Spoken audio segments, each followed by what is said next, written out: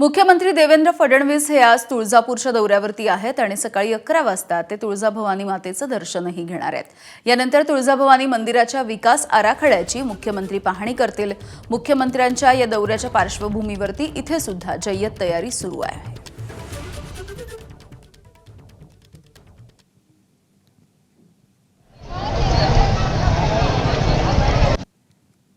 मुख्यमंत्री देवेंद्र फडणवीस आज तुळजापुरात दाखल होणार आहेत। तुळजाभवानी देवीच्या दर्शनासोबतच तुळजाभवानी मंदिर विकास आराखड्याची महत्त्वपूर्ण बैठक होणार आहे आणि याच मुख्यमंत्र्यांच्या दौऱ्यासाठी प्रशासनाकडून आणि भाजपकडून जोरदार तयारी करण्यात आलेली। हा मंदिर परिसर आहे, इथं बॅरिकेडिंग करण्यात आलेली आहे।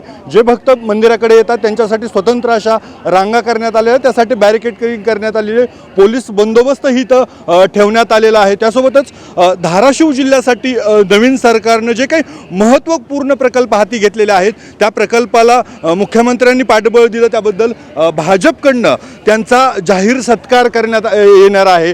त्यासाठी हे स्टेज तयार करण्यात आलेला आहे। या ठिकाणीच मुख्यमंत्र्यांचा नागरी सत्कार होणार आहे। आजचा हा मुख्यमंत्र्यांचा दौरा जरी देवदर्शन दौरा असला तरी या दौरा महत्त्वपूर्ण यासाठी आहे।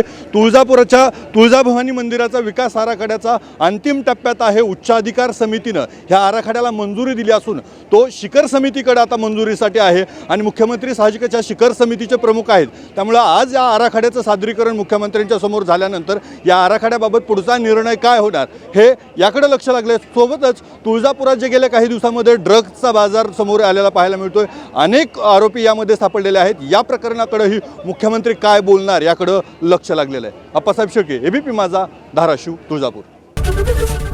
एबीपी माझा, उघडा डोळे बघा नीट।